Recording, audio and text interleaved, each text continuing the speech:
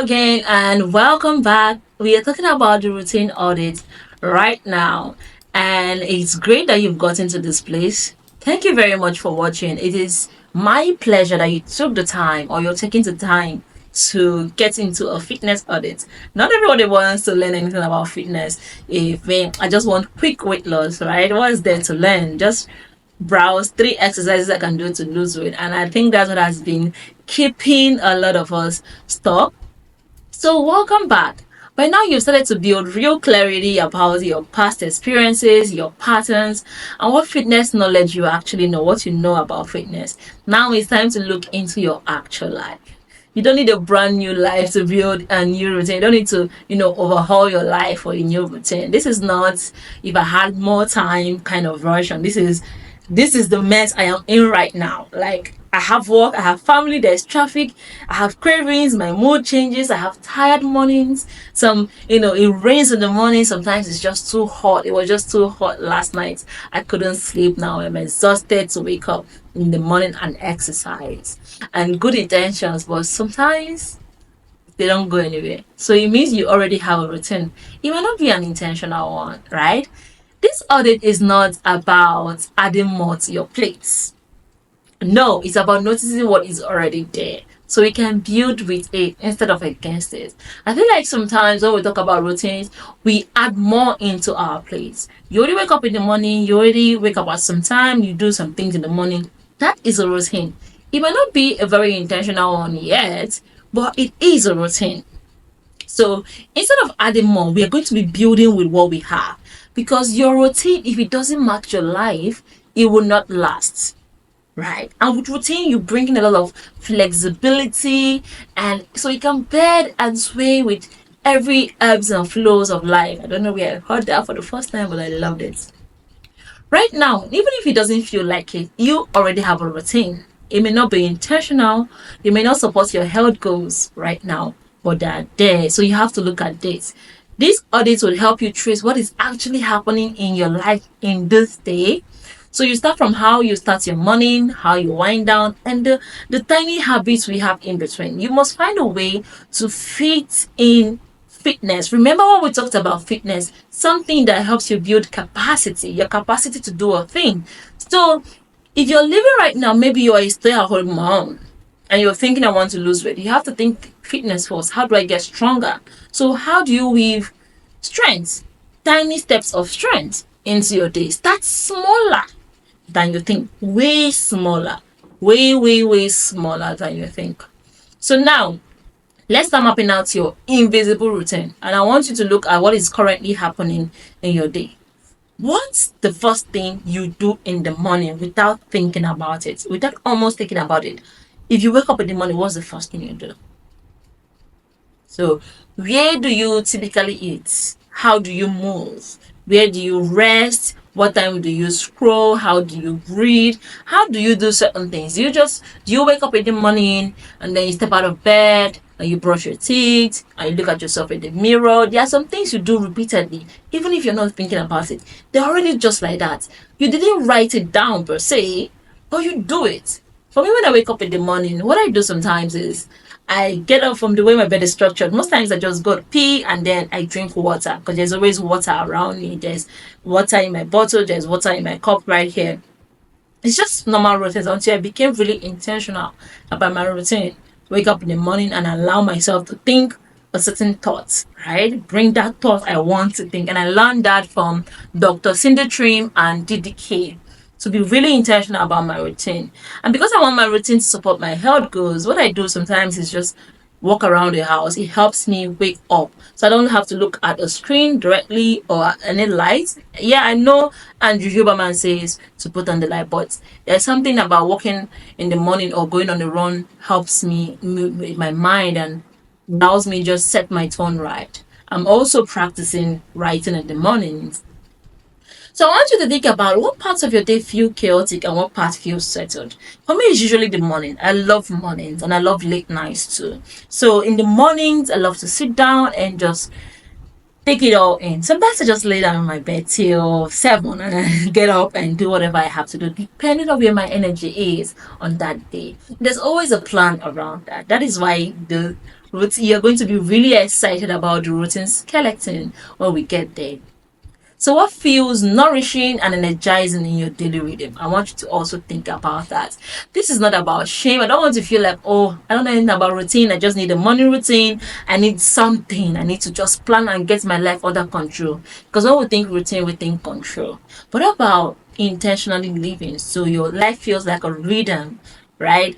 It's going to feel exhausting. Your emotions are going to come into play.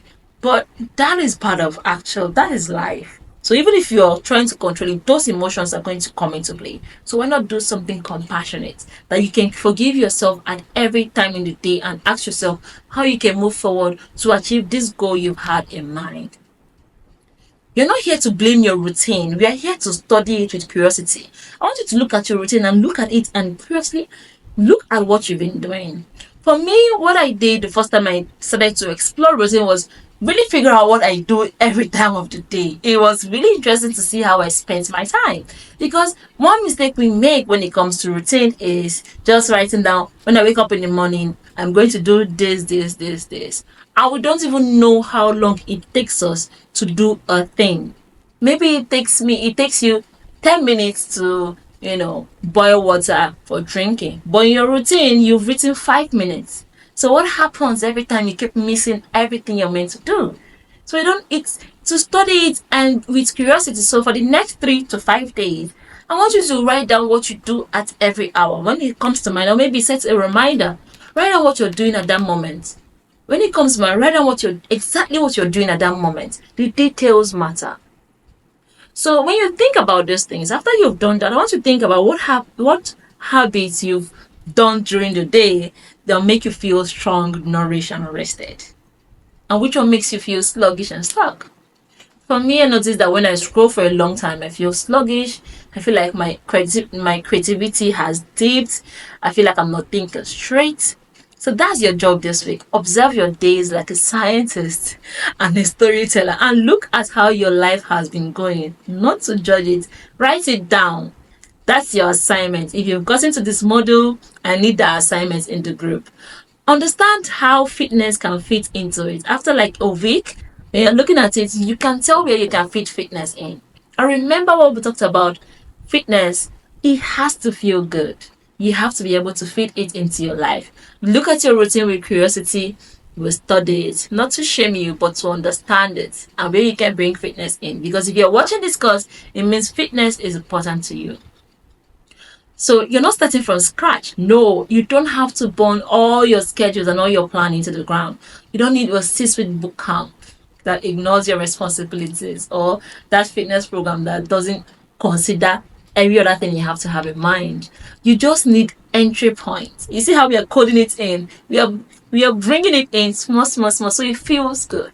Gentle ways to plug in nourishment and movement into the structure you already have because you're already disciplined. Think about it. I said it from the beginning.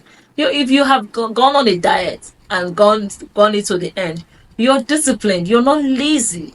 No, you're not. So let's say your day feels slammed, and then after looking at your routine and studying it, you're seeing, oh, okay, I can do 10 minutes of movement here. I can just walk up and down. Maybe you have a walking pad.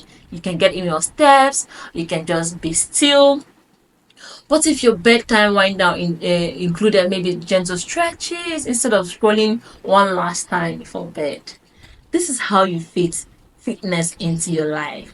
And that is what this lesson has been all about. Finding ways to bring in fitness. I hope this does something for you. Thinking about fitness in this way, not this compulsory, hard, fat burning exercise you have to do. It doesn't have to be that way. I know that's what social media has made it out to be, but it's not. Sometimes when instead of sitting down, I decide to stand up because I feel like I've been sitting down all day in the office. So let me just stand up for a while. That's fitness. Okay? So our journal reflection for this audit, for this lesson, right? Still go back to your audit for the next 10 to 15 minutes and answer the audit questions. What are 3 to 5 things I do nearly every day without thinking about it? This is going to help you study your routine with curiosity. Where does movement or nourishment show up in your current routine, if at all? Just even if it's one place. Nourishment, I mean proper food that nourishes you, even if it's ice cream, right? And we're going to talk about food in bonus lessons after you've gone through this one. What parts of my day tend to drain my energy and what parts restore it? And the last question is, if I added 10 minutes of intentional movement, where would it naturally go? Where would I be able to add 10 minutes of movement in my already existing routine? Where would it go? Naturally, not something forced. So I want you to draw a list of your typical weekday. Remember what the assignments I left you with. For this next week, I want you to write every single thing you do at every hour. So just brings you back. I'm not saying go and plan your day now. Just allow yourself to live your life as you have been living it. And write every single thing you do throughout the day. And just look at it. And circle one habit you're proud of, no matter how small. That's a bonus assignment, right? So coming up next, we have been doing such a powerful work. The audit is not just about planning, it's about giving yourself permission to look into your life and see what is actually happening. Why can't fitness stick and help you build autonomy? In the next video, we will talk about something even deeper and more interesting: your mindset, the hidden belief that are shaping how you show up for yourself.